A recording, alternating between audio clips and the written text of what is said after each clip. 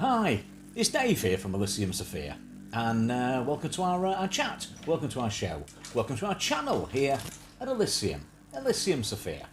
Primarily, you know us as health and well-being, motivation, hypnosis, rejuvenation therapy, helping you to be the best version of you that you can possibly be. And if you're new to us, then we say hi. But if you're not new to us, you'll know by now that we've evolved also into a chat show where we invite you into our home here at Elysium Sophia, where we talk about anything and everything. Elysium, all about wholeness and well-being.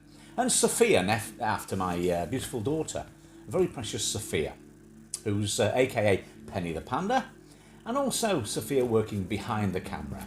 So if you want to come in and say hi today, come and say hi. We say hi to all our friends that have joined us for so long now from the Philippines. Lots of our friends from the Philippines, and we say hi to you. You might be from the Philippines today watching. You might be in Thailand, where our Thai boxing journey began for myself and Sophia, the Science of the Eight Limbs, where we started training in full contact Muay Thai long time ago now, and I now train my beautiful daughter in Muay Thai. Kickboxing, Muay Thai, martial arts, call it what you want. Also, we say hi to our friends, obviously, from the Middle East. We have lots of friends from Qatar, from Bahrain, from the United Emirates, and from Saudi Arabia. We say hi to you. Of course, we have friends working and watching us from China, from Thailand, as I said, from Japan, from across the whole of Asia, different places that watch us. We say hi to you. How are you today? And obviously, we have friends from across the pond in America that come into our chat show, our mindful chat show, and talk about maybe Boris Johnson. They talk about Donald Trump. They talk about the election. They talk about Joe Biden. Talk about anything across there. We have Juliet the Shih Tzu. Lots of friends who join us from the US. So we say hi to you. How are you today? Come and say hi and come and share, y'all, from across the pond and have a chat with us. Our friends from California, from Florida, from Miami. We say hi to you. How are you today? From Arizona, from Canada. We have a few conspiracy theorists out in Canada. You might join us today. We say hi to you. And of course, we say hi, as usual, to our friends from Europe. The final countdown. Ba-da-da-da, ba-da-ba-ba-ba. I'm quite cliche on that, quite predictable. I do that every time, but it just rings a bell. And it fits in with our reminiscing going down memory lane. The final countdown. You might be joining us from Spain. From Germany, we say Guten Tag. If you're joining us, bonjour. Comment ça va from France? We say hi to all our friends from Spain. And in particular, we have lots of friends watching from Scandinavia, from the Viking country. We love you out there. They've got it so sorted in Scandinavia. Sweden, Denmark, across there, Norway. We say hi to our friends from across there. And Penny's wanting to say hi now, I think, to somebody that's just joined already. Is that right, Penny? Hello everybody, Penny and Panda here from Elysium Sophia. So the first person we have is Ben OFW channel, who says hello. Hi. Host, how are you? How are you today? We are good, thank you. How are you? Please don't forget to give this live stream a thumbs up and thank you for joining us. And we're also joined today. Hi, how are you? You okay? Ben said, I'm watching you. You're watching, and I'm watching you too. So, how are you today? And how are you? Whereabouts are you from? Are you from the Philippines? Let us know. Let's see the wonderful Sophia know whereabouts you're from. You might be friends of Sophia personally from here in the UK. You might be Harry. You might be Harry's mum. You might be Harry's nan. You might be anybody. You might be Cheese. I don't know. You might be anybody watching. Ben said, Ben. I'm good host. Not Ben 10, Ben. Ben OFW channel. So they said, you're good. host. And where are you from, Ben? Whereabouts are you from? We're going to call you Ben if that's Yeah, you might be Jack watching with your mum. You might be Kalyle. You might be Millie. You might be Ava. You might be, I don't know, Ethan. I don't know. Hello, so we got Creepy. Hello, Creepy. I'm a creep. I'm a weirdo. How are you, mate? Creepy, how are you? So Ben said, yeah, I'm proud Philippines. Oh, really? Great, another Filipino. You just caught me drinking my coffee in my daddy cool cup, and we're just going reminiscing today because we've evolved our channel, as we say so many times, and welcome to our regular viewers here at Elysium, especially Creepy. How's life out there in the Philippines, Creepy? How's your missus, as it were, and how are plans to get back to the UK? Are they going okay? Creepy said, good guys, thanks. That's good. Good. We're also talking today, obviously, that our channel's evolved. We're also on this platform. We also do a chat show on another platform, which is really successful as well, which is really good at the moment. So Darling. Ben said coffee is life, host. Coffee is life, yeah, just a bit. Mine goes back to university days and days of getting assignments done and stopping up all night getting assignments done. So it just stays with you.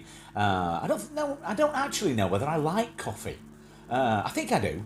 I don't like cold coffee. No, I don't like cold coffee. But I don't know whether I like it or not. I just drink it. Did I just say that? I don't know whether you like coffee or I don't know whether I like it or not. I just drink it. It's one of those things. It's like breathing in air. Do I like breathing in oxygen? I don't know. I just do it. So, Creepy said, I have 2 types of jobs. I'm looking into applying for when I'm back in the UK. And I'm good. So you have 2 types of jobs. Cool. You're looking for applying for. So, Yeah. don't know whether you like coffee or not. No. You drink it anyway. No, I don't. I mean, I started drinking coffee at university. But you must like it. I must like it, but I wouldn't drink it. But I don't know. I just, just one of those things. I just drink it. I wouldn't say, I'll have a hot chocolate. Because I don't particularly like hot chocolate. I don't like it. But coffee, I just drink it because it's like, as he just said, it's life. Coffee is life. It makes you bounce about. Ben OFW said, where are you, host? We're from the UK. We're from the UK. And obviously, Creepy, our friend that's there, is on the other side. He's when we say the other side on this side, we mean the other side. I'll explain. We have 2 successful channels now. We have this one on YouTube, which we love, and we also have another platform that we do a chat show on, and that's growing. We have thousands of subscribers on that one, and thousands of fans on there, and we're like royalty on there, so it's really, really good. So we're enjoying that, and we're enjoying this. It's just great at the moment. So Ben said, host, I dropped my house here. It's okay. Yes, it's fine. You can. Of course it is. Yeah. Usually the Great Sophia says you can have a little blue jacket. I've given you jacket anyway. So Creepy said, one is police officer, the other is firefighter. Not sure which one I should game for. Ooh, well, I'll tell you what. I know a lot about the police, and I think with your post-traumatic stress, etc., I would go straight for the Ellis hose pipe and go for the firefighting. My darling, what? So we've also got Vaser, who says hello. Vaser, hi mate. Hi Vaser. How are you, Vaser? Thank you for joining us. Yeah. And Ben said, okay, take care, always host. Cool. You too, Ben. And Creep said, I also got my monetization back again. Oh, that was great. Brilliant, yeah, it's bonkers, this bonkeroony job, isn't it? Just my personal opinion, from what I know about the police, I think you, personally, would probably, you'd enjoy the police role, but you have to remember now that it's a police service, and you've been used to being in the army, which is a force. We used to be, in this country, a police force, which you would have enjoyed. But now it's a police service, and it's very, very, very different, but also very, very stressful. So bearing in mind what you've been through, Creepy, and bearing in mind just those 2 little pearls of wisdom, I think the firefighting option may be, because they're calling out for firefighters as well in this country. My darling. So Ben dropped the link, and Vaser Cool. said, I'm good. Good. Vaser also said, Tottenham play Arsenal on the 14th of March. Wow, that's a local derby for you, isn't it? Ben said, hi Vaser, where are you? And we play you, Gooners. We play very, very soon. We obviously, people that know us here know we're massive Sheffield United fans. We play the Gooners very, very soon. We play Chelsea. We play Liverpool on Sunday, Vaser. So Creepy said, the firefighter is a higher starting wage at 23,000. Once trained, it goes up to 31,000. The police start at 23,000, go up to 41,000 after 7 years. And Vaser said, Ben, I'm from the UK. And Creep said, yeah, I'm thinking of firefighter to be. Yeah, I think, to be quite honest with you, mate, I mean, that's my own opinion. A police officer's job is great, and it's amazing. And obviously, I worked with the police myself a long time ago. That's another string to my bow. So, yes, I know what I'm talking about. But it's changed. It's changed now that it's as I say, the changes in the semantics, in the wording. Police service now, as opposed to a police force, which you're used to going in there and enforcing whatever you do within the army. But now it's a police service, and they're great. They do an amazing job. But it's like anything else. Costs are being cut. They're paying more people that aren't trained to the higher standards that they need to be, because naturally it's like schools. Schools are paying more support staff. Police are paying more support staff. And so, yeah, it's just a personal thought, but I think you personally would walk straight into the fire service. I think you'd get a buzz from it, and I think with your post-traumatic stress issues, they're going to pick up on that. And also, it can be very, very stressful. And I just think firefighting in a different way, provided your fitness is up there, mate, which I'm sure it is, I think firefighting and getting that, rescuing cats from trees is always a plus, isn't it? So, Ben said, okay, there's a host is also from the UK. I'm here listening with you. And also, Creeper said, yeah, I agree. I think firefighting is going to be better for me. I think it will. Yeah. I think 100%, mate. It is what it is, but I think, I think all the way for yourself, Pew, pew, Pani Migarukov, but wrong. Boom, get in there. I think you'll enjoy that. I was just reminiscing the other day. Today's show, basically, is me going down memory lane and chatting about how things were. You might be able to relate to some of these things, especially Creepy. But we touched on something not yesterday, the day before. As I say, not yesterday, the day before, because we're going that way. We're going back in time as opposed to going forwards in time. I love that one. But we were talking about how things used to be. And I was chatting about different youth cultures, etc., and school. So we're going to talk about a bit more about that today. And anybody that knows us personally will be able to relate to it. And again, Sophia's coming in because we've got people that are not joining the chat, but they're actually joining in today. Sophia's saying hi. So Sophia. So Creep said, but it's a tough one because I love the speed in knocking out criminals, lol. I know, but it's yeah, and you're going to have to make that... it ain't like Batfink anymore, mate. If you want that, you want LAPD or something. The police service is changing on a regular basis, and it's about being there as a service. And the words "ich dien" or whatever. It's about I serve, and you are serving. And I know you're serving within the army, which is the same thing, but it's definitely a serving. And it's a service now, and I think that the key and the clue is in the word service. It's changed. If you look back to the days of the good old days, I suppose, of Ashes to Ashes and Life on Mars, when the police could be the police. And it was a fun place to be, believe it. It was, obviously it was a place to be. You could enjoy yourself, you could, a license to thrill, a license to kill, and it was great, but now it's changed. So Grief said, I wanted to work up to armed police, but I don't know law. Yeah, again, you would find it, armed police, you get a gun in the army, no problem. But obviously, I think, again, I don't want to keep going back to this post-traumatic stress disorder, but they will pick up on it, mate. When they do pick up on that, they won't trust you with a gun. As simple as, you are more than capable of handling a gun, and you know what it's all about. You've been there and bought endless t-shirts. I know. But the protocol in the police service now is such where anything like that will be picked up on.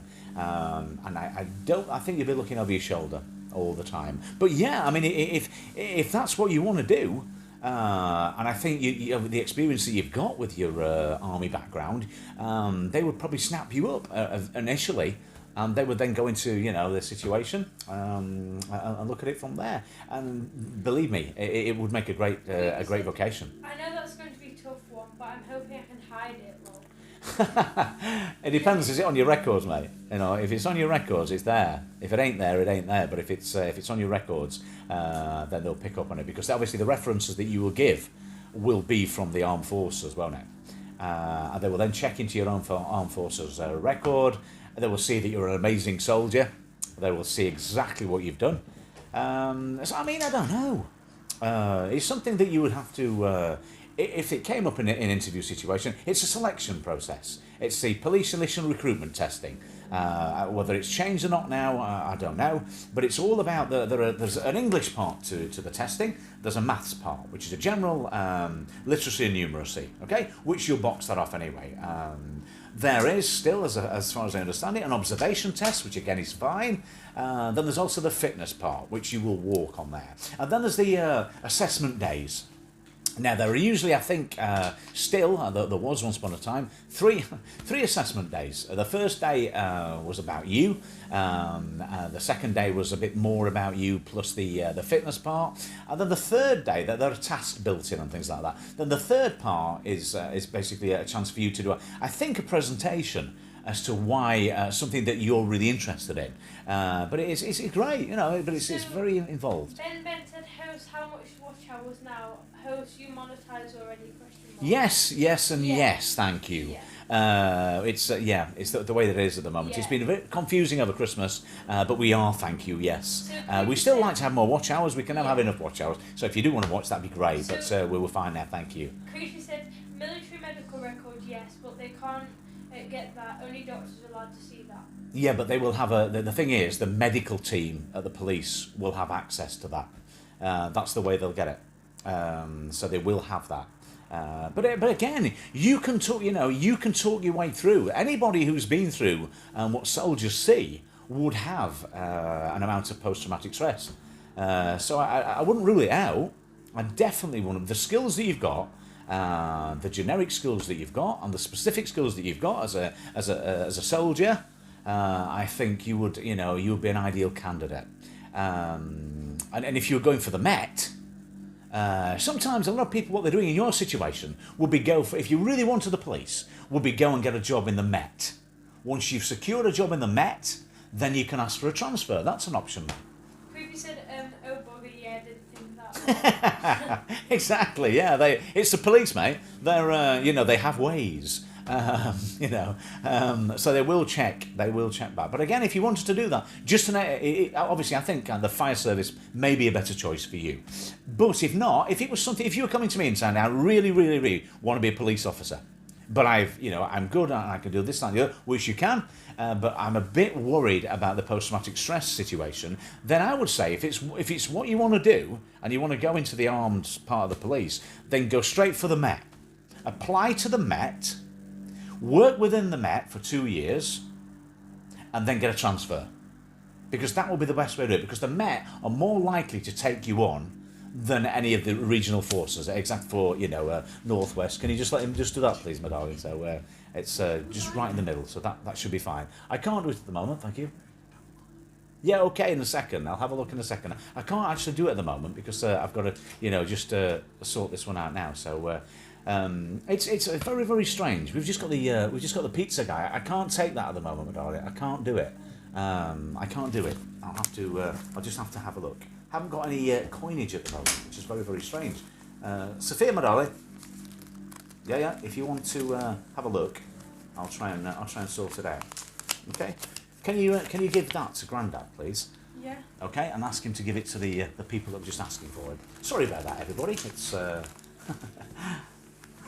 real life situations, isn't it? The pizza guy came and demanding money by menaces at the door to old Grandad. So that was very, very bizarre. But hey ho, Peter Quince, we're back on track again. We're in a situation now where I think it's really important that you think things through. It's okay. Don't worry about it. It's fine. Don't worry about it. It's fine. I know. It's okay. That's all taken care of, and we're among friends now. People know. Creepy said Met, meaning PCSO. Yeah, the Met, as in the London Police Service. Yeah, the London Police Service. The Inner London, Greater London, I don't quite know how it is. There's the Thames Valley Police, which is just outside London, and then I know that the Met is the Metropolitan Police, which is the London inner city London. But they are more likely to take you on than anybody else, because of the nature of the beast.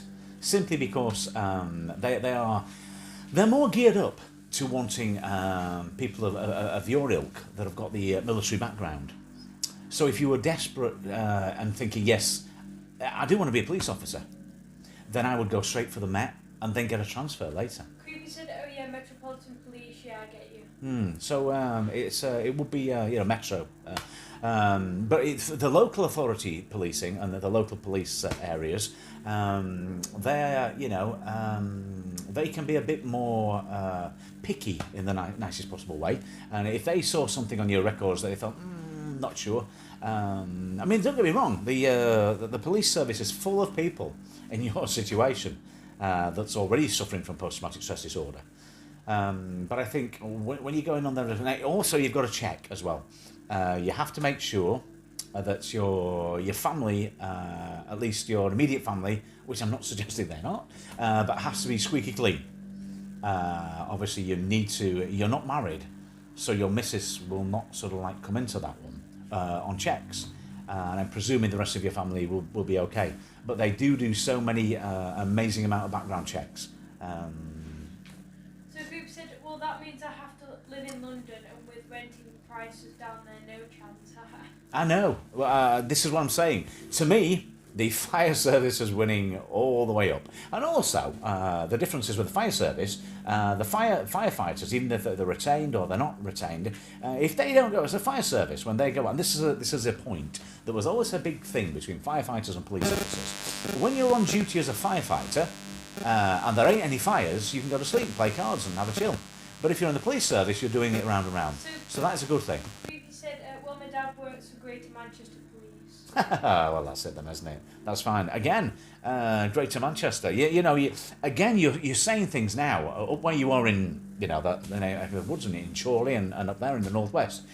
You probably would have again. It's a Met, isn't it? I mean, it's not the London Met, but it's the Manchester area. You would probably walk into the Manchester, the Greater Manchester area, rather than the Lancashire or the Lancaster force. I'm not quite sure how it works up there, but I do know there's a lot of amalgamation, because here where we are in South Yorkshire, a lot of our officers are combined with the Darlington and the North East force up there.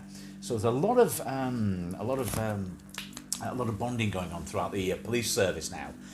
But I would probably think, I would imagine that there's a Greater Manchester Police.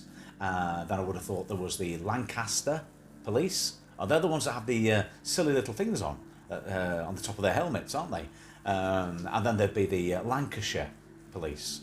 3 different services, but yeah, but the fire service, it is what it is with Trumpton Fire Service, isn't it?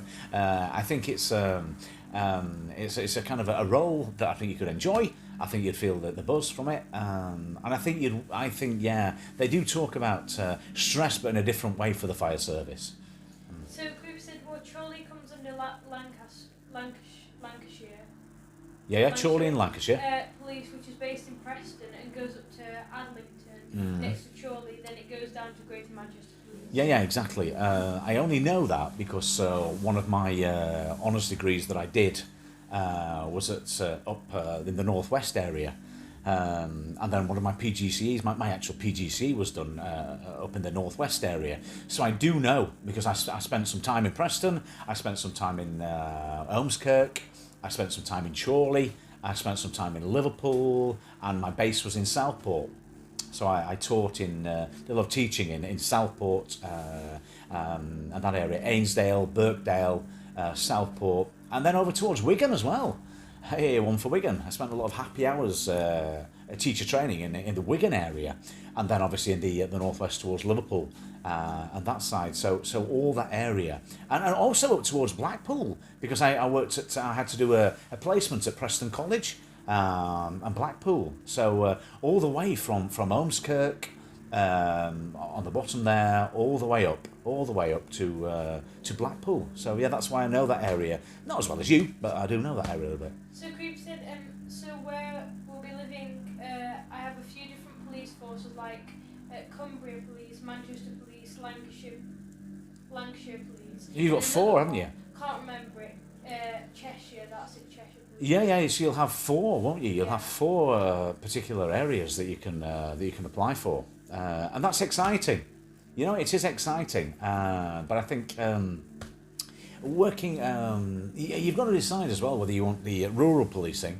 Again, another question for you. Do you want the rural policing, or do you want the hustle and bustle? So, like for example, if you're in Blackpool, you've got the the hassles that they have in the Blackpool centre, and then you've also got the outskirts, haven't you? Lots of different things to consider about what type of policing you want to do. Or a fire's a fire, isn't it? You know, a fire's the same in Manchester as it is in London. Yeah, do you know, the only thing I wouldn't like about the fire service, for me personally, would be, I think I would find some other things quite claustrophobic. Some of the tasks that they have to do. I don't know. So Creepy said hustle and bustle, lol, definitely no doubt about it. As long as I get the action, I'm happy. Well, yeah, you're going to get it there, aren't you? I think a lot of what we're doing suggests that any of these city, if it's got a big enough city around it, then you'll have the hassle, the hustle, the bustle, whatever you want to call it. Yeah, it's great. I mean, I was with the police for a while, and enjoyed it. I enjoyed every minute of it. But it was years ago. It was when I was just started Thai boxing and kickboxing. I say it seems now when I talk about my policing experiences, I smile on it because clearly I was. I mean, my background, mate, when you think about it, that I do share on here on a regular basis. Hence why I'm into what I'm into now, mindfulness and meditation and all that kind of thing. I was Sophia's coming back with me again. Sorry. Said, yeah, there is more deaths in fire service, so more immediate danger in a way, but I suppose all the different dangers. Driving a ton along town roads has its dangers too, nothing compared to going into a burning building at over 200 degrees Celsius. No, exactly. And I mean, I talk about it openly. My journey to where I am today has been a vivid and a varied one. I was at school. I was pretty bright, but kept myself to myself, and I was quite popular in a way.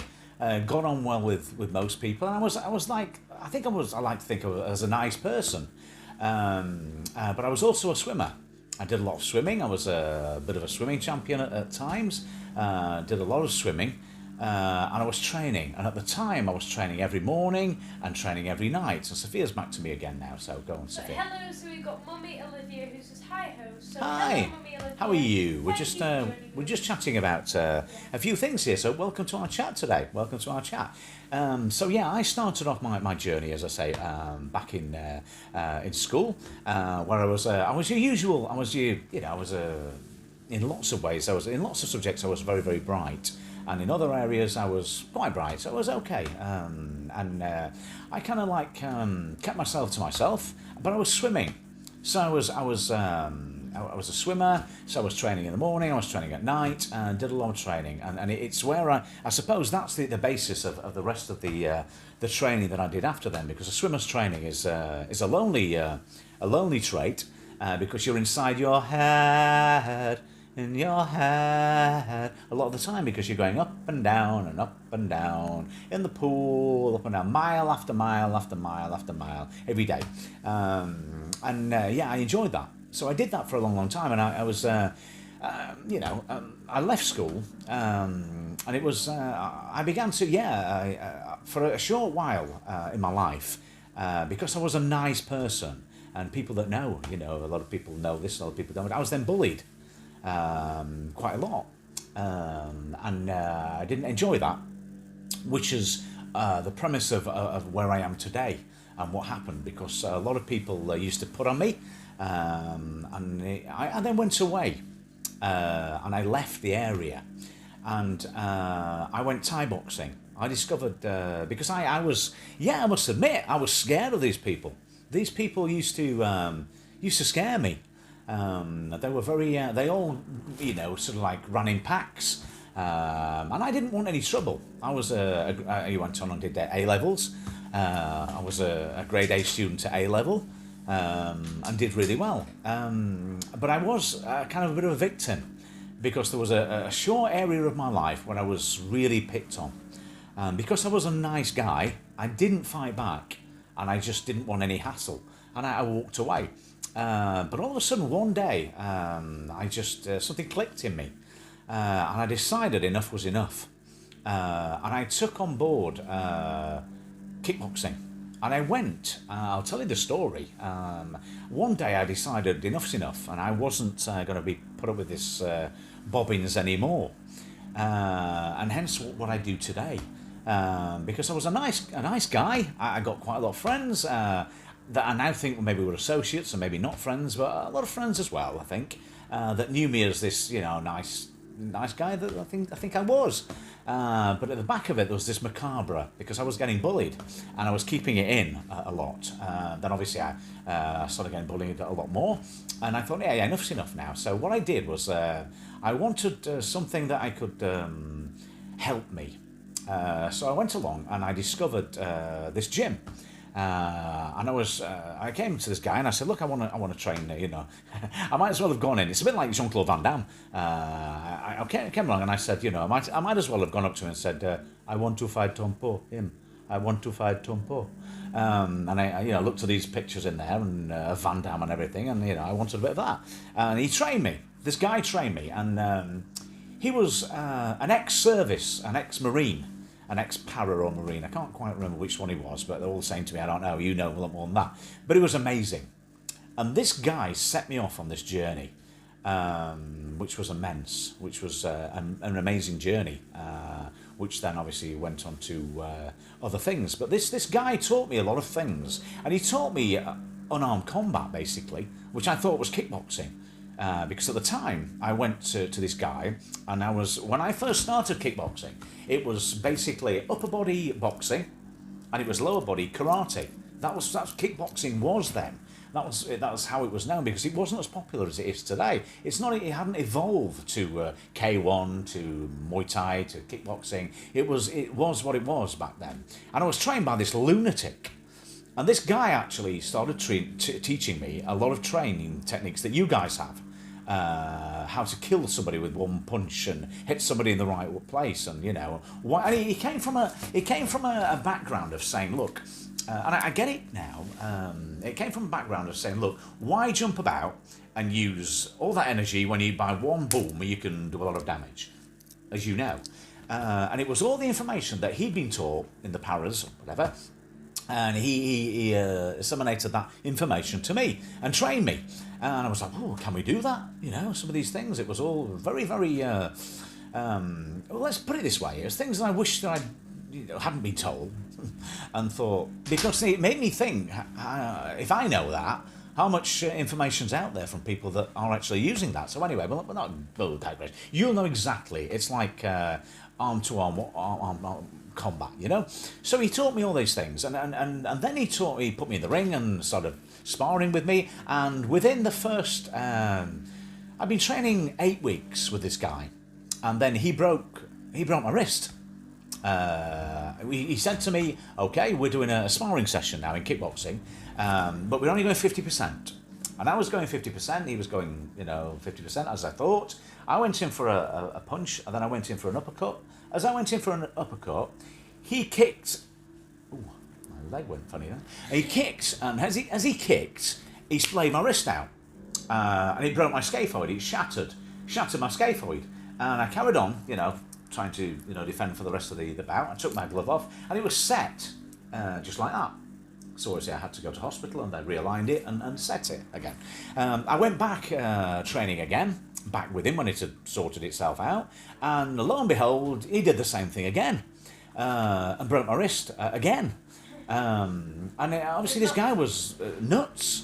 But it was. I do not regret what he taught me, but I do regret him hurting my wrist. But he broke it twice. He smashed it twice, and obviously had it all, shattered up, and mended up, and everything. And it did come back stronger, because they do say that once you've had not like a sprain or a strain, a break, it does come back stronger. So it did come back stronger, but it made me think then at the end of this, now look, yeah, okay, I've learnt all this information.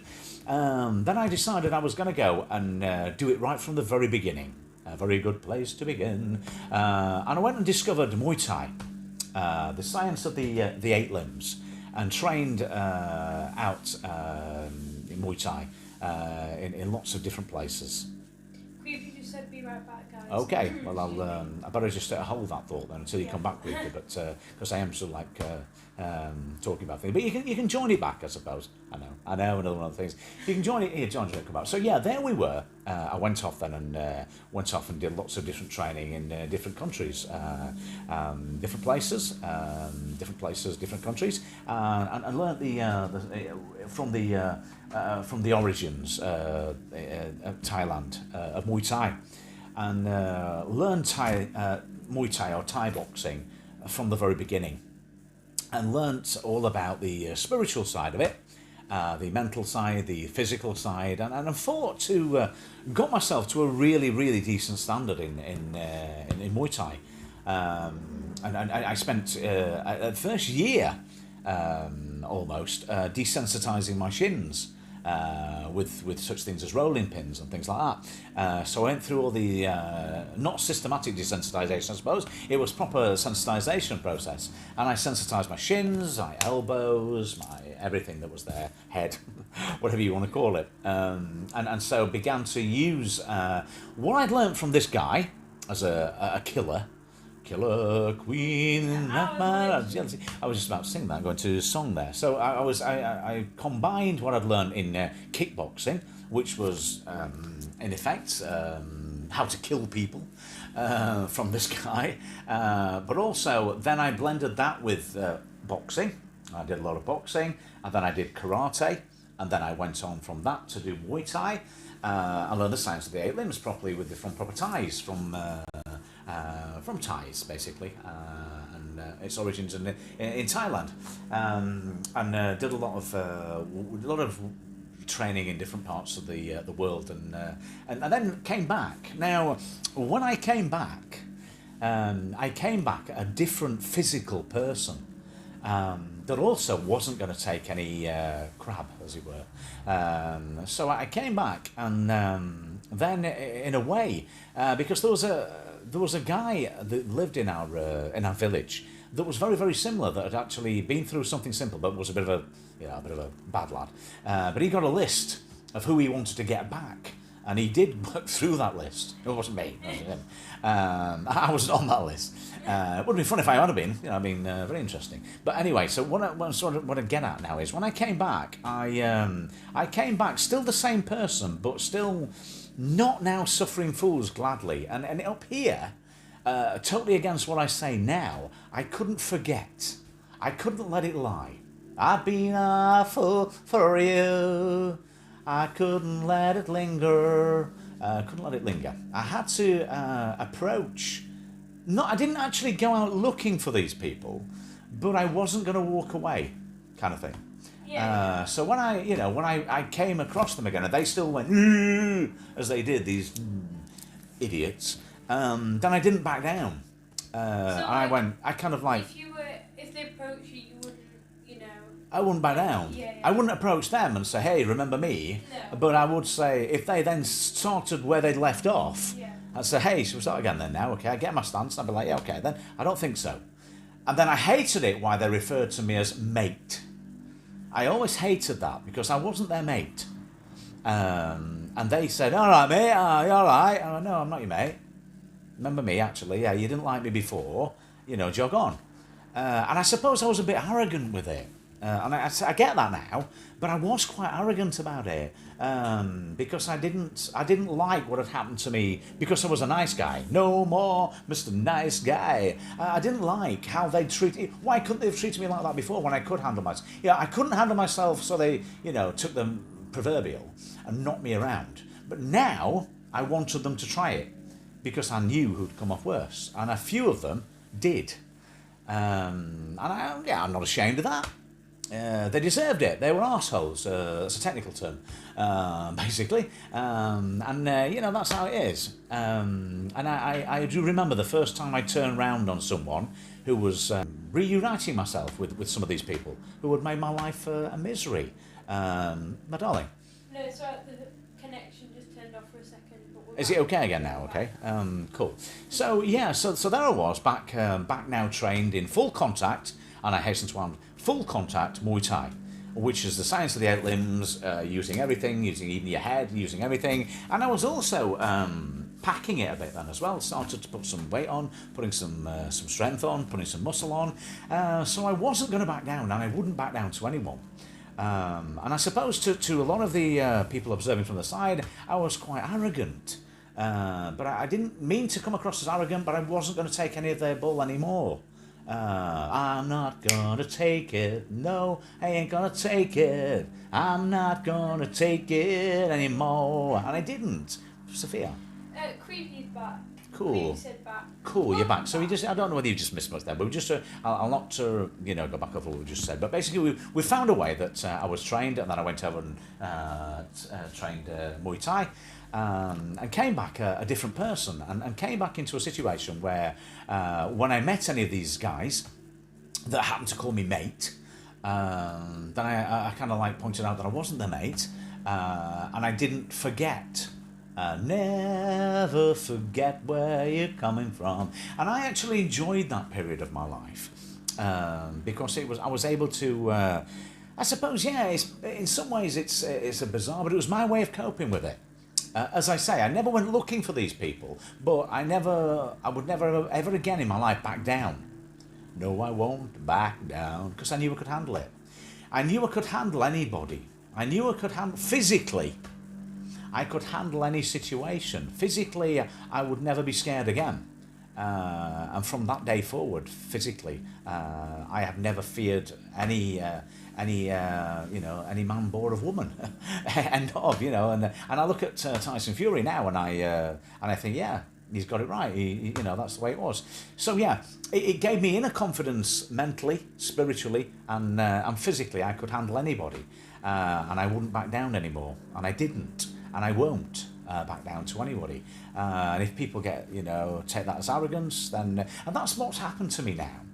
For a long time, people didn't get to know me, and I was as warm as anything. But also, if people got to know me, then they know I was a nice guy. But if you were sort of like didn't come to know me, then you wouldn't know the real me. And that's then when I started to experiment with other things, and that's why I experimented with spiritualism. A mindfulness that I've sort of like over the past 4 or 5 years now returned back to a mindfulness approach, and that's where we are today, to just carry on where we are. Sophia, my darling. So Creepy said, same with the bullies that bullied me at school when I went on leave from the army. They all tried to be mates with me as they knew I was in the army. Exactly. I know, and that's exactly what happened, mate. So there we are then. I then discovered I did all sorts of other things. I think I made a success of quite a few things. I made a few boshes of a few things. I then set up working in what I do now.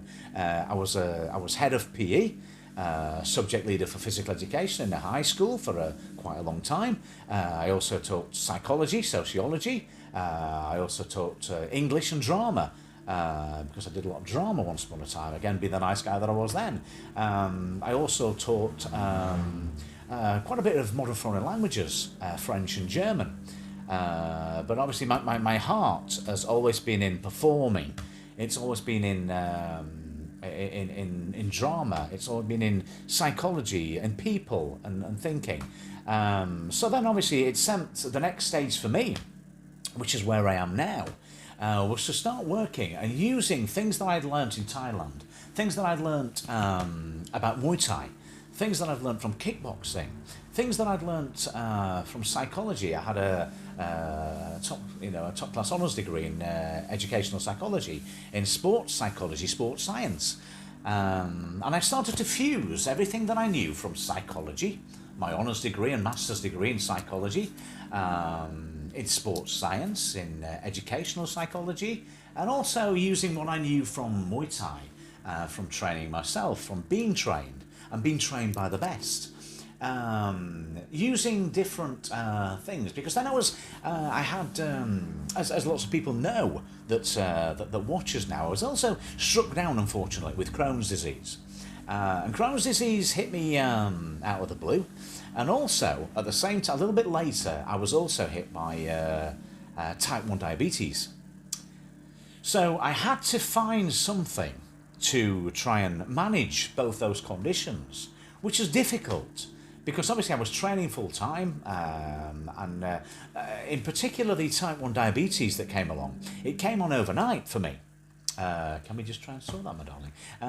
I was training one day, very, very actively training, sparring in the gym, really enjoying it. And I came home one day feeling very, very thirsty. And it was quite a big shock for me, because I came home, and I've shared this, I think, before with people who join us. And I came home one day from a training session, and I was so thirsty. And there's thirsty, and there's what I was. And I came in, and I was, had some water, drank a lot of fluids, and it still wouldn't quench my thirst. And then about an hour later, I was again drinking. And another hour later, I just couldn't control this thirst. And it was quite alarming, because it was a thirst I'd never had before. It was, I'm dry or I'm thirsty. And then there was this feeling.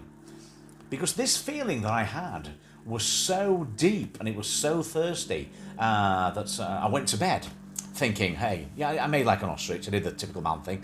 I went to bed and thought, hey, I'll be okay in the morning. Bat think, I am Wings of Steel. And I went to bed, and I woke up in the middle of the night. This is no word of a lie. And I was so thirsty, it was unbelievable. I went into the bathroom, I turned the tap and the faucet, I put my head on the tap, and I was drinking for England, Ireland, Scotland, Wales, Japan, Italy, every country you can mention. I was drinking, and every time the more water that went in, I stopped and then had to go again. And I was thinking, hey, I've seen cartoons like this before. My stomach, my tummy will only take so much, and there's not enough water, there's not enough room. And it was quite frightening. So obviously you have a little bit of knowledge from obviously having a sports science degree. Was one of my, in nutrition and diet and sports psychology and sports science. So I knew there was something of that ilk going on there, but, didn't want to, believe it. Got up the next morning, made an appointment with the doctors, and within 3 hours, I think it was, I was in hospital, I was on drips, and the rest was history. I've got late onset type 1 diabetes, and my levels were sky high, and I mean off the blipping scale. They were high. So basically my blood had turned to sugar. So I was no longer a vampire. I was, the gothic side of me, it's always been there, very, very briefly, but, that was worrying. But yeah, so I was type 1 diabetic. So I was type 1 diabetic, and I also had, like a lot of us that are bodybuilders and into this type of thing, I had Crohn's disease, which together, combining Crohn's disease and type 1 diabetes and wanting to still be Superman, was no mean task. So I then started to look into ways of managing my own condition, and something happened then. I soldiered on, pardon the pun, with soldiers out there, but I soldiered on for years and years, and something happened in my life that made me have to really stop. It was a crossroads in my life. It was something that happened, like happens to us all, that made me then have to start looking within. I had to remember who I was, who I really was, and what was really important in life. And this is when, obviously, when Sophia was born, she was the most important thing to ever happen to me. But obviously, something else happened that made me have to take stock of who I was, who I wanted to be, and what was most important in my life. And I had to re-find myself.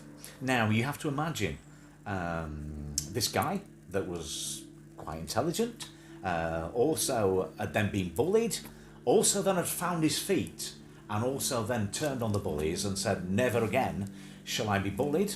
I will always be there, and I'll always, I'll never run away, never walk away. Never ever cause a fight, but I'll never ever walk away from one. I was a Thai boxer, a kickboxer. I was very, very good at my sport, and I feared no one physically.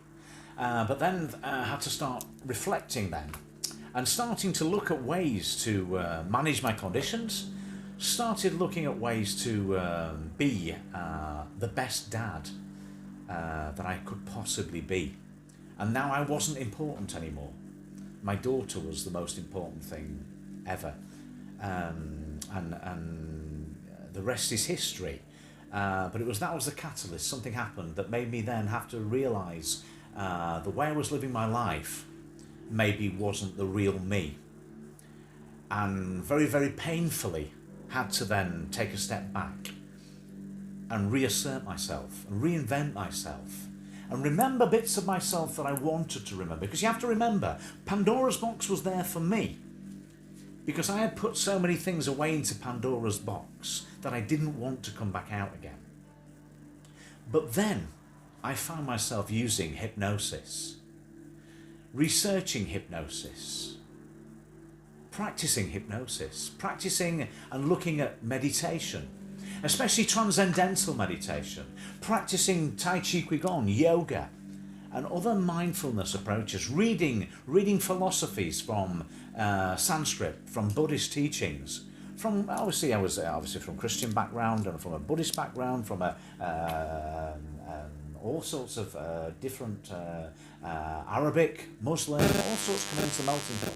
Creepy said everything happens for a reason. It does. It's yeah. I also believe in karma, something that's struck me over the years and years. So I then found myself trying to remember who I was, but also who I now am, if that makes sense. So moving forward, then that's when I really started to look at myself, to look at managing my own conditions with research in, with qualifications in, taking further qualifications in, and also being self-taught in mindful meditation. I went away and did spent some time away and got some qualifications in transcendental meditation, which really found that inner calm. I started working with hypnosis and the power of the mind and the power of the subconscious mind, and how that we can use the power of the mind to achieve, and also working with the doshas, and I do talk about this a lot when I'm doing this with clients that I work with now. I talk about we use a saying that we talk about seeing the kishas for the illusions that they are, which basically all that means is seeing what's really important, so accepting our own immortality, that we are mortal. We're not immortal, and we have to realise there are certain things that we can't do anything about, but the things we can do something about, we can look at rejuvenation therapy, we can look at a mindful approach. Night will follow day, day will follow night. We can't stop time, but there are so many things that if we live in a mindful way and we live in the here and now, and we don't worry about, which has taken me a long, I can do it now, but it took me years and years to get to where I am, this transcendental stage, to realise that we can't do anything about the past. It's gone.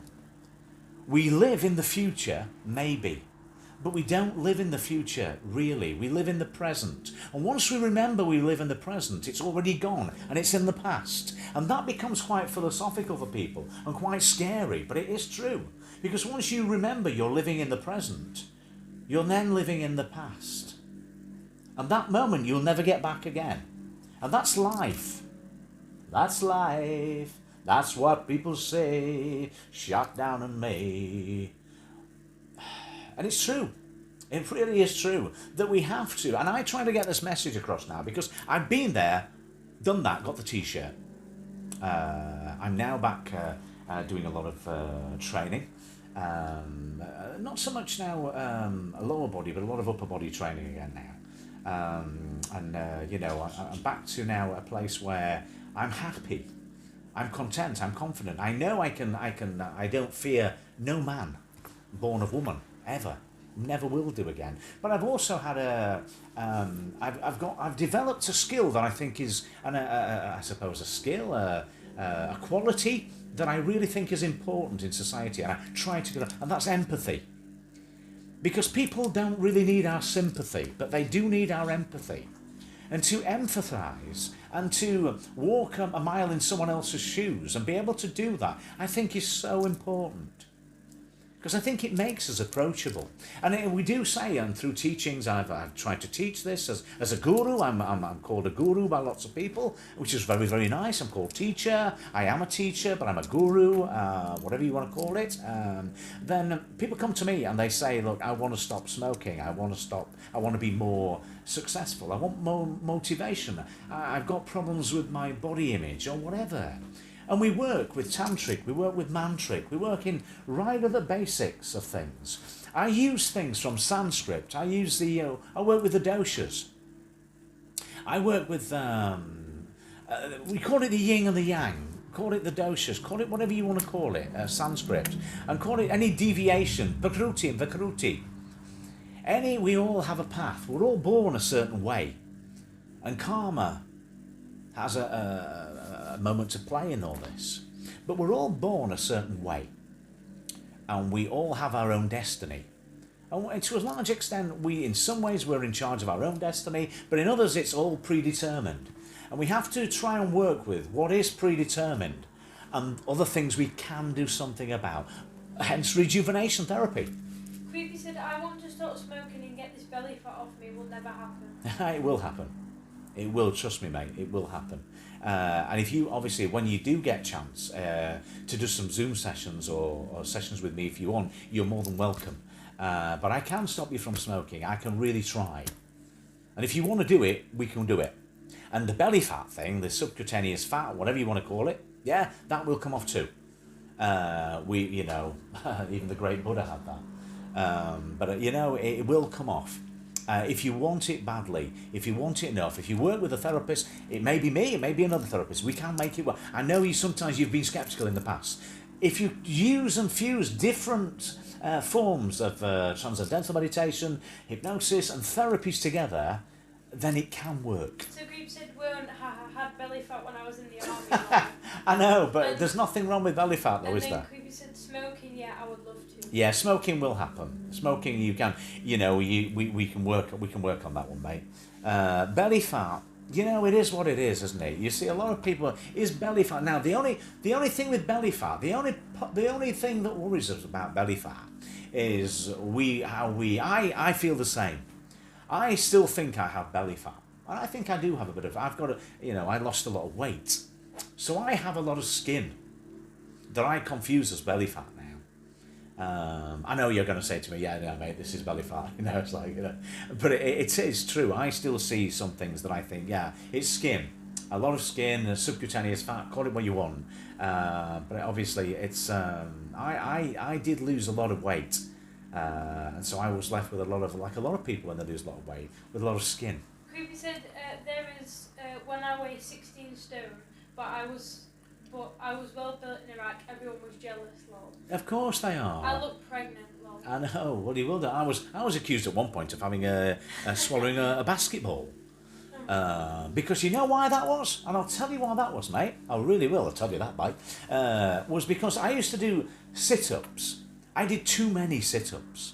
I was doing between 500 to 700 sit-ups a day. Okay, and you'll know this one because it's part of the old school madness. And the army's just as bad for that.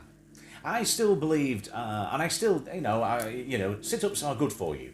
And if they're done properly, that's fine. But I was doing too many sit-ups. And so now, I have an amazing core, but it's sore. And when I was doing sit-ups, I did that many that I was so rock solid in that area. It started to go out, and it was very painful. I did too many sit-ups, but my inner core now is so solid, but it's not solid, it's painful at times. So a bit of body fat. Sometimes it's really nice to have a bit of body fat and a bit of belly fat, because sometimes I let myself relax. Sometimes. Even I do. And when that relaxes, it feels so nice. So stay with your body fat a little bit, belly fat, mate, because sometimes it's there for a reason and it actually feels good. Creepy said, I really do want a flat stomach though. Always wanted one, and for quit smoking as well. Yeah, well, we can sort the smoking thing out, mate. No problem. Because again, that is a habit, and it is a hard habit to break. It's an amazing habit to break, but it is doable. And the abs stomach, yeah, is another thing. Some people are meant to have abs, some people aren't. Tyson Fury, for example, not meant to have abs, is he? He's got abs, he's got a great shape and everything, but AJ is. You know, AJ is, but Tyson Fury, you know, he isn't. But who do you rate most? Tyson Fury, AJ. One's an athlete, one's a fighter. I don't know. Creepy said, I used to weigh when I was in the infantry school. Infant school, maybe. Infantry, 11.5 stone. Oh wow. I weigh now 17 stone. Yeah, and yeah, of course. But life's changed, hasn't it, mate? Your regime's not the strict that it was. And we were only talking the other day, myself and Sophia, about how difficult it must be for people coming out of the army, coming out of a service such as that's been strictly regimented, and then having to stop it and find something to substitute it. It ain't easy, is it? And that's true through a lot of people. But yeah, so I've used so many different techniques. I still do, and I'm still mixing and matching techniques. My darling. Creepy said, I never had one. I never will. Nothing I've been missing, to be honest. Just a flat stomach. Yeah, well, again, some people ain't destined to have a flat stomach. You look at some greats. You look at. You have to remember as well that, and again, you're not stupid. You know this. A lot of this airbrushed business in magazines, it ain't real. It ain't real. And we see it and we know it's not real.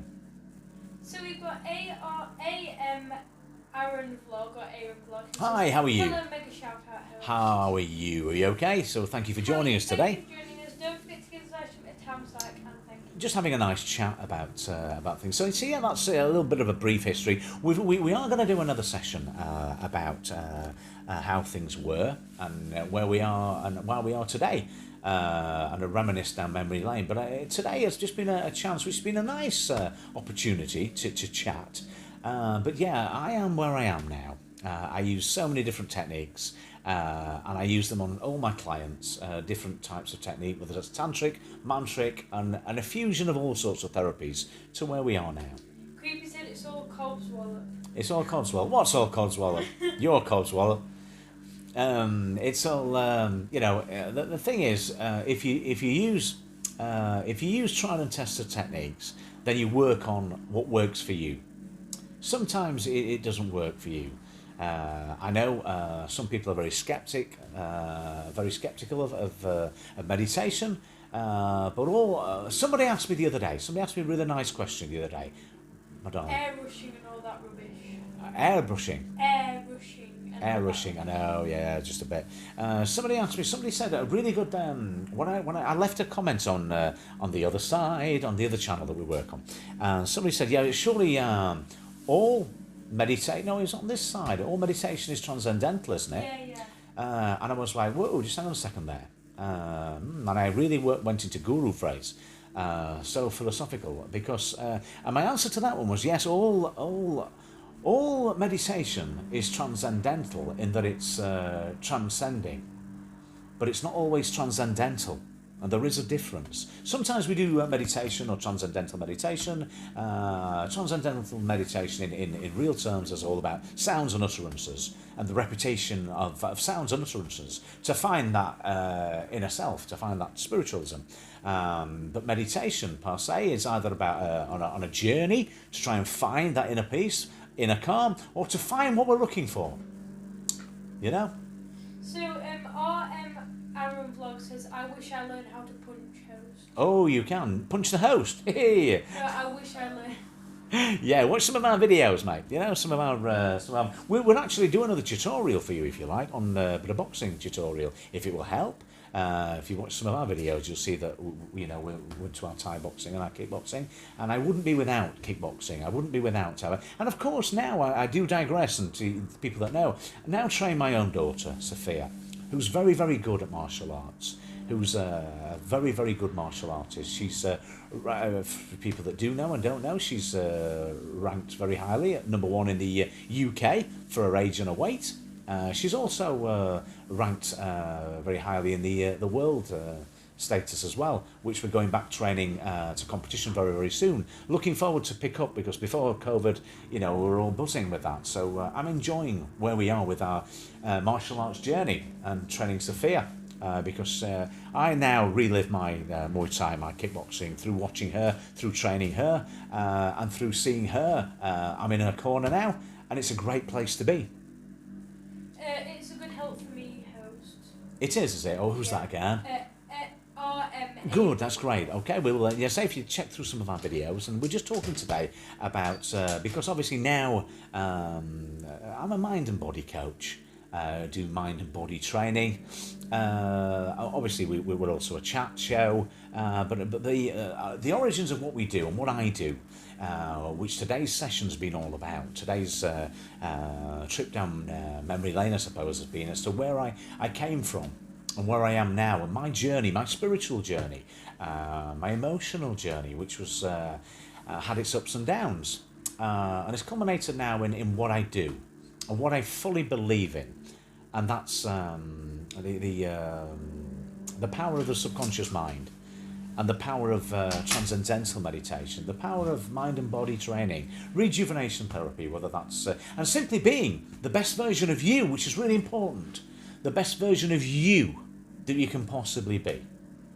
So Sophia. We've said the things that's not helping with my weight is everything here, and is either fried and everything is carbs. Everyone knows carbs are slow burning fat, so I'm not doing anything like work as I can't while I'm here. It's hard to get off. Yeah, so, it will be. Yeah. And RM Aaron said, I will try to review all your tutorial hosts. You did what, sorry? I will try to review all your tutorials. That would be great, especially the early ones that we did, because they obviously over the last four or 5 months have been more of a chat show, which we love doing. But some of the early ones about breathing, especially breathing, because it's breathing, obviously, pardon the cliche, but breathing's so important, and we need to learn to stop breathing from here, and learn to breathe from our diaphragm, learn to breathe from our tummy, our stomach, breathe deeper, because that energy that comes from there is really important.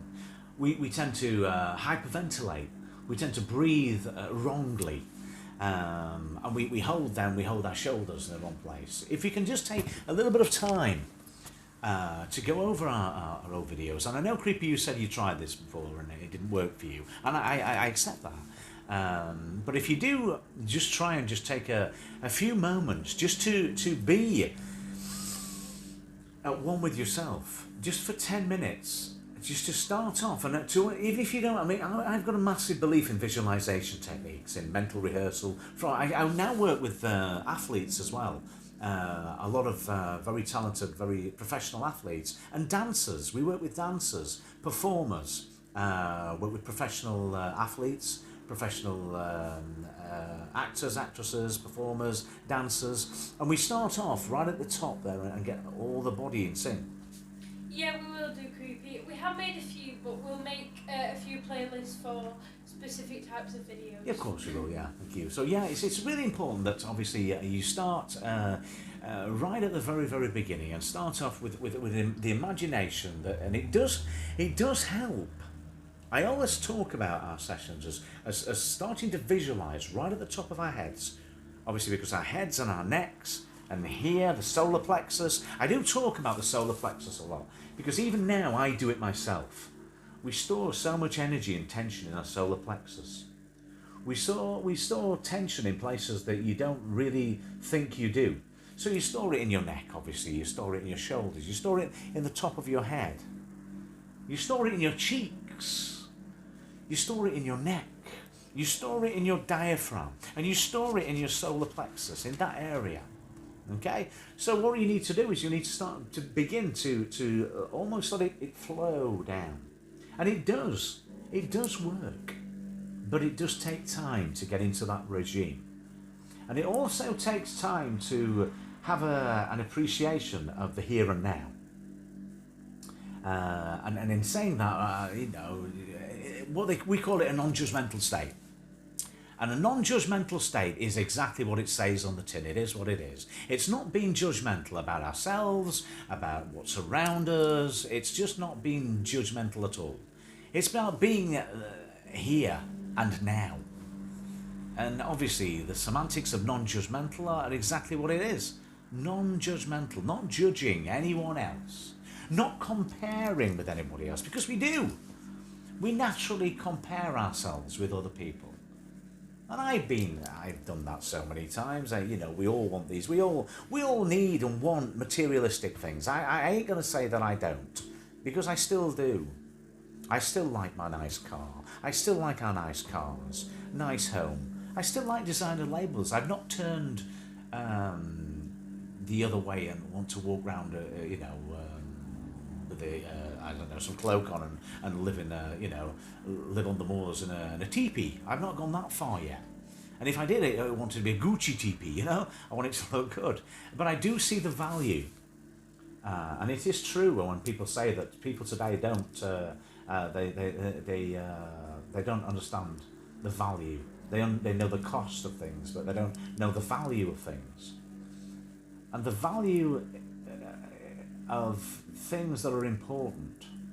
And again, it's all subjective. But we started off right at the very beginning, and this is aimed at you, I suppose, Creepy, now, bringing it back into one. You want this job, you want this profession, you want this. Now, on one hand, you're talking about setting up for yourself, working within the business of funeral directors. And then the other side, you're thinking you wanted to use a skill that you've also got in the back in the police force, or in the police service, or in the fire service. You need to have a real thought and think this through as to what you really want. What do you really want? Because we all need the money, I get that. We can't do anything without the lolly coming in. I get that. But once we know what we want to do, then we work out what we really need. So you need to work out what's going to make you happy. Is being a police officer going to make you happy? Is being a firefighter going to make you happy? Is it just going to pay the bills? I don't know. Only you can say that. Obviously, being a funeral director is not going to make you happy. But it is going to use skills that you can use, that you are good at. Because you can relate well to people. And being with people at their biggest hour of need. If you could do that, is that what you want? You need to work this one out, because you're at a crossroads in your life now, where these decisions are they going to be based purely on finances, which I wouldn't blame you if they are? Or are they going to be based on what you're going to do for the rest of your life? Or are you just going to take each day at a time? Can you afford to do that? Economically, can you afford to do that? Or mentally, with your post-traumatic stress disorder? Can you afford to do it?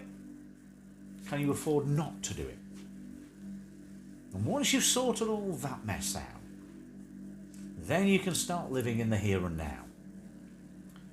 But until all that's sorted out, you won't be living in the here and now. Because you'll be thinking about what ifs and buts and all that kind of thing.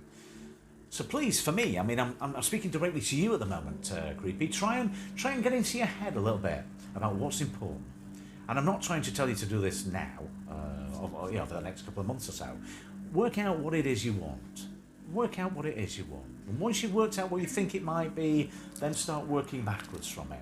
And then start with the inner self. So Creep said money, lol. I know. I need a job that pays $21,000 a year, but I want to be in a job that I enjoy, so I can stick at it. So even though the biggest thing is needed the money, so I can live and send money for my missus and baby. So ideally, I will pick fire service. Yeah, I know, and it ain't gonna be easy, mate. It is what it is.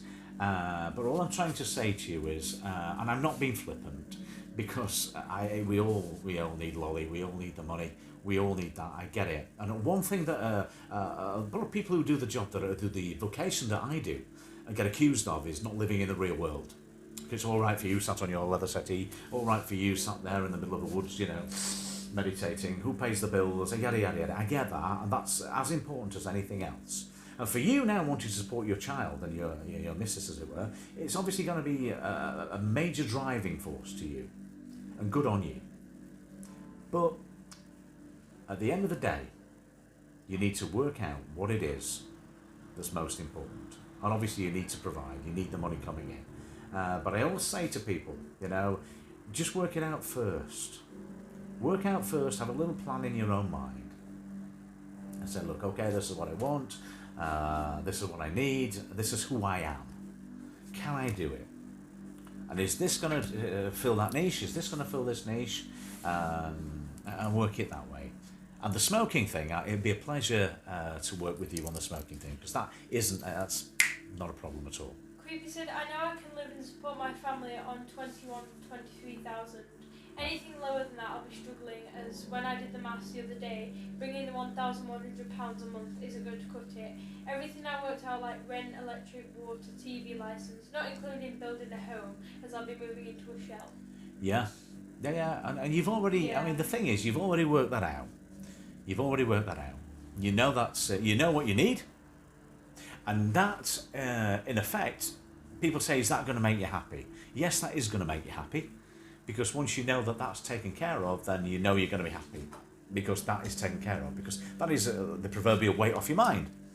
So in order to get that weight off your mind, you have to make sure that you're in that situation, and it will happen. It will happen, but it's who'd have thought it? Well, let's be honest about it. Who would have thought it when we were chatting before Christmas? In November time when we were chatting, you didn't think you'd be that close to coming back to the UK, and now it's a reality, isn't it? It's a reality. Ruby said, I won't have anything spare to send over here for the missus and baby, so no need more than 1,100 a month, which is why a government job will be more. Yeah. Of course. Yeah, but what I'm trying to say is, and you said this when we first started about, what's around the corner, we don't know. But you look back to November and December when we started chatting on here. You would have known then that the things that were going to happen that would make you in a situation now where you're nearly back home to the UK, and now deciding what you want to do. Not yet, still waiting. No, it's not yet, I know. But look how far you've come. Look how far you've come. From November, even from November to now. Look how many things have changed, how many doors have opened. Okay, I'd like to think that obviously lots of things have, I'm not saying that we've helped you, but what I am saying is it's hopefully you've had a platform to come away from these chats, to start making the decisions yourself. Yeah? And then make them happen. Because you've made it happen. You've made it happen. And you will make it happen, because you're used to making things happen, and it will happen. The good things will happen, but again, who'd have thought it in November? Creek said it's still not for definite, but yeah, I have it in rolling process. I see what you mean. Yeah, it's true, and you have to take. We're not always in a position where we can take time just to take a step back, to look at the whole picture, to look at the big picture, and this is what you're doing now. The time that you've got now is the time for reflection. The time that you've got now is, okay, things are happening. You've not been irresponsible. You've put in wheels in motion to make sure things happen. And they've already been done. The wheels are in motion. Now you've got to now take time back. Now if you hadn't put the wheels in motion, you would have been irresponsible. You've been true to yourself, you've been true to your family. You've done that part, and that's the hardest part. The rest now is trying for you to try and work out what's important. Yeah, and it will happen. It will happen. And I can believe, because I know it happens, but I use the phrase I can't believe it. But you look back to November, and if you thought you'd be having this conversation maybe in the back of your mind, you hope this would happen, but you've made that happen. You've made that happen. So now, you wouldn't have thought back in October, November last year, that we'd be having this conversation now to a box, to a bald man looking like Buddha.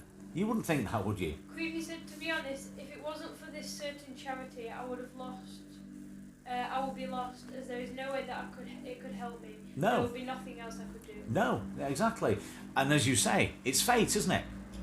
It's karma, it's fate, and it's happened. And had you not been, in that position where you were asking the right questions, you wouldn't be where you are today. And you are where you are today because of fate, because of coming into contact with people who've been able to kind of point you in a direction you were already going anyway. But it's just reinforced what was important for you, Creepy. And it really is, it makes me smile, because I really feel, okay, we are a bit of a part of this, but it's nice to see this happening. And it makes me happy, it makes me smile, it makes us smile, that you now are on this journey back where you want to be. And it really does, because it makes me pleased that one of the reasons I'm happy that we're doing a chat show now is, we said right at the very beginning, a mindful chat show. When you can bring to us, and you're a classic example of that you've fetched an issue and you've shared it and you've sorted it out yourself. But you have shared it on here.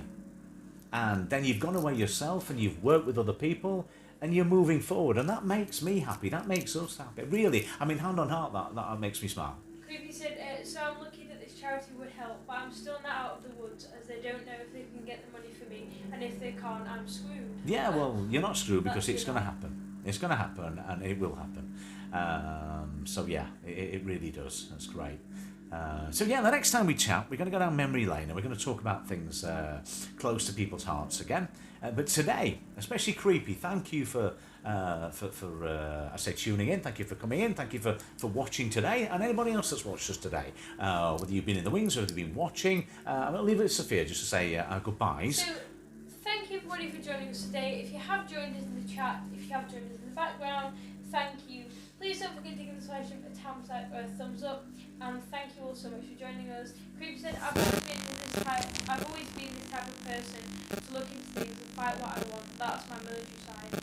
And Creepy said, you're more than welcome, guys. You've done what, sorry? Creepy said, you're more than welcome, guys. Oh yeah, you're welcome, and you're really welcome. As is anybody that joins us here, and but it's a success story like that. That is great, and it just shows that with the right mindset, with a mind that is already set in the first place to want to achieve, that you can achieve anything that you put your mind to. But it all starts with your own mind. And again, that's what we're all about here at Elysium Sophia, remembering that things that are important. Things that really mean things, whether that's taking on the words of Emile Durkheim de Champagnard in Every Day and Every Way, I'm getting better and better, whether it's the schools of thought, whether that's Sanskrit, whether that's the teachings of Buddha, whether that's Sanskrit of walking a mile in my shoes, whether that's actually you being the personification of what you believe, what you want to be, whether that's taking spiritualism, whether that's taking the teachings of Christianity, whether that's the teachings of Buddhism from Muslims across the world, from different religions to whether you follow the great books, whatever you do, it's your choice, it's your philosophy, and to take bits and snippets from all over the place, and to be true to yourself, and to be true to yourself to make you the best version of you that you can possibly be. Sophia. Creepy said, always love a chat, helps settle me, appreciate it as always, guys. Yeah, take care, mate. And again, love and happiness, and namaste to your family. So yeah, until you join us again next time. Sorry, it's you okay. both are true friends, and I appreciate everything. You might not think you have done anything, but just by sitting there and listening has helped me loads, and I haven't had anyone to do that, so I say a massive thank you to you both. Ah, thank you. And that's what I was kind of like intimating at earlier. It does, it really makes us happy that has been able to be facilitated here, and we'll continue. And on our journey, I'm sure there'll be more ups and downs of the way, whichever way we're going, that way or that way, not quite sure. But it will work out. And whatever it does, it will be because it's what is meant to be, it's what's destined to be, and it's what you want it to be. It will work. So, as we say here, always at Elysium Sophia, thank you for watching. Stay with us. Try our techniques. And join us again next time to help you be the best version of you that you can possibly be. Thank you, and namaste.